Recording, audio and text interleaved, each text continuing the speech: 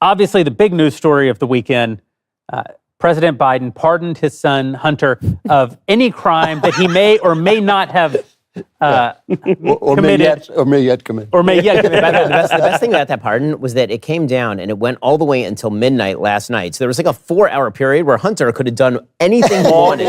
Legitimately anything. As long as it's a federal crime and not a state level crime. Probably did. He could have done anything. He could have gone, he could have like crossed interstate lines with prostitutes, like anything that he wanted. Just really enjoyed himself for like 4 hours right there, been totally clean. It is the most sweeping pardon in modern presidential history, because it didn't pardon him just for the offenses that he was convicted for or pled guilty to. It pardoned him for everything and anything that it was like a note from the Three Musketeers. The bearer of this note has done what has been done. Right?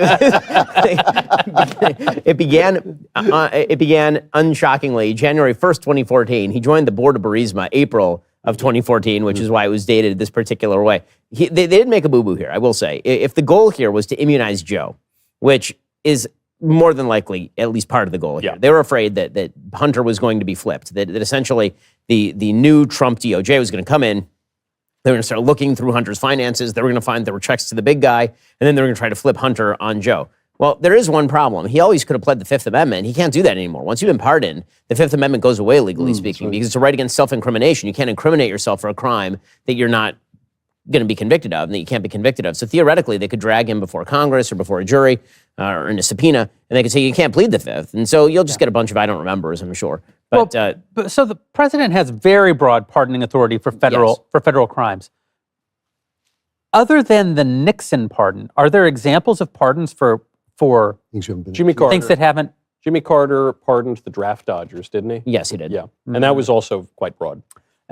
This one, yeah. This one's that is weird. broad, but it is for one particular thing. Yeah, it's for a ton of people, but for one particular Yeah, thing. Right, I'm not sure I know about a pardon this, like for any and all unspecified crimes during this gigantic That may or may not period. have been committed for 11 It's actually years. hilarious in so many ways. But it's hilarious. He has committed to searching the rest of his life for the big guy. That's, I think. I mean, it's also hilarious to watch as the entire narrative that they'd constructed. Oh, Joe so Biden wonderful. is the president of norms and he's normality, and Donald Trump is a threat to the system. That's what I kind of like Just about get it. It's completely delightful. exploded. I had a very unpopular take on this that I disagreed on X with our esteemed colleague, Mr. Walsh here.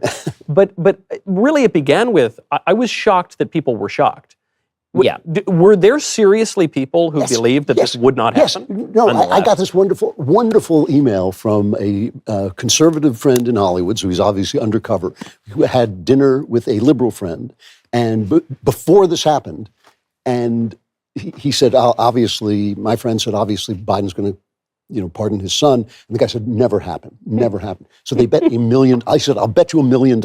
And they shook on it. And now the guy said, well, it was a joke, of course. But I think it's incredibly touching to me that people really did believe that Joe Biden, who is a weather vane, who is one of the most routinely corrupt politicians of our lifetime, was a man of honor who was going to abide by his word. But they did believe it. It's kind of touching. As Christmas approaches, there is a season that people don't talk about anymore, but it's a beautiful season known as Advent. We need to make America great again, make America healthy again, and make Advent solemn again. You need to put God at the center of this season with Hallow, the #1 prayer app.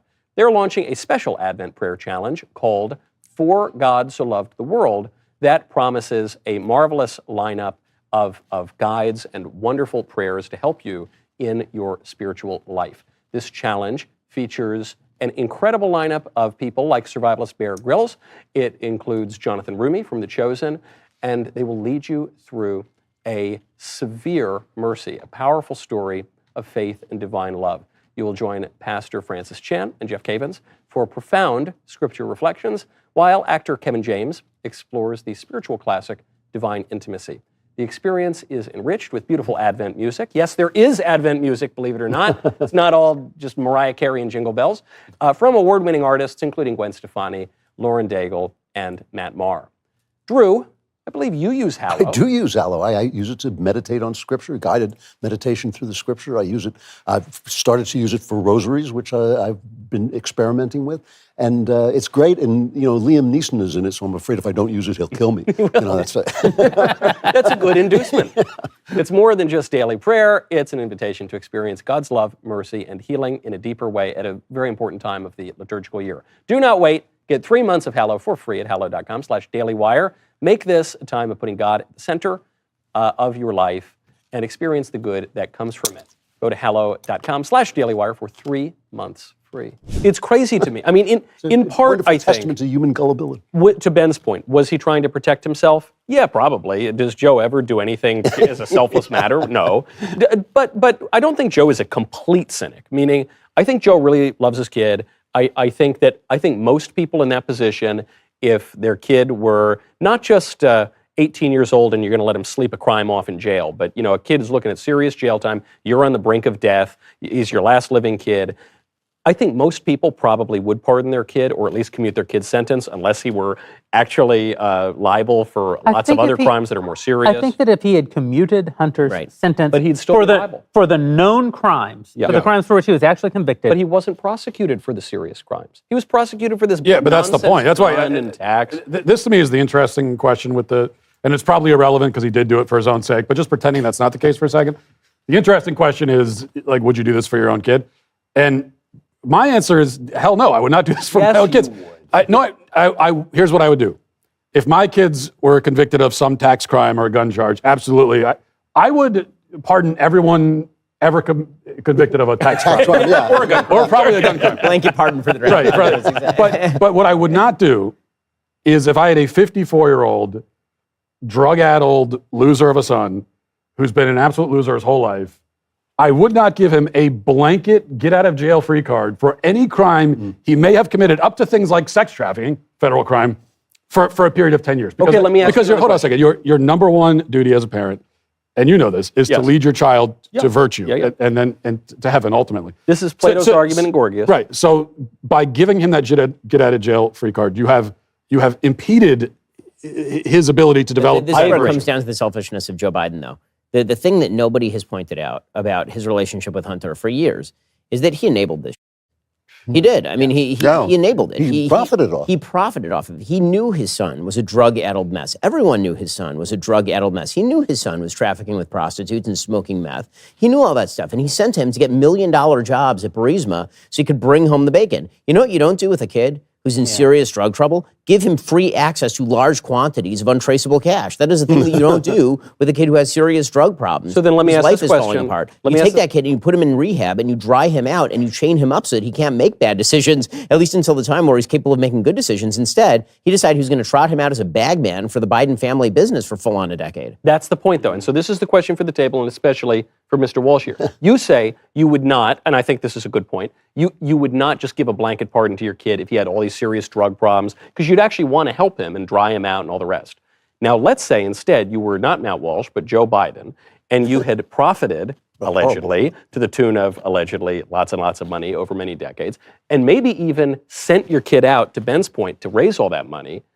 In that instance, if you were a deeply corrupt president who had ordered your kid to do this stuff, would you pardon him? I mean, you're asking Matt if he's a different human. Yeah. I'm just saying. I mean, I get your point, but I refuse to agree with you. But yeah, I mean, if it's a guilt thing where he's like, well, this is actually all my fault. He did it for my sake. I'm not going to let him take the fall. Of course, then the real courageous thing would be, and the real honorable thing would be for Biden to admit all this, which he would never do. But in that case, I guess I could see an argument. By the way, the level of corruption here is truly astonishing, but it's really bad for the country. And I have to say that, now when you go back and you look at American history, you have to admit the Clinton presidency broke the country. Truly broke the country. I mean, between the corruption and the pardons and Lewinsky and the basic idea that virtue no longer mattered in public life, that followed by the Iraq War, by the mishandling of COVID, by all this stuff, like every institution is broken. And so now what you have is people who are sinning more than the last guy sinned in the projection that the future guy will sin more than they have, right? That's exactly what Joe Biden Well, that is the here. part of this that's interesting to me, is in the past, this pardon would have been unnecessary. And even when Biden was swearing he wouldn't do it, he probably thought it wouldn't be necessary. Because had Kamala won the presidency, there'd be no need for the pardon. And if Donald Trump weren't essentially promising to go back and punish people from the previous administration, it also wouldn't be necessary, because generally speaking, we've had a don't look back, you can never look back approach to presidential politics, where we survived the Carter administration, and then we just never talk about it again. But because Donald Trump isn't doing that, he's basically run on the promise that he is going to do something about this. I'm not saying that. And by the way, the only reason he's doing that is because Joe Biden did it to him. Did it to him. Yeah. Right? You remember that Donald Trump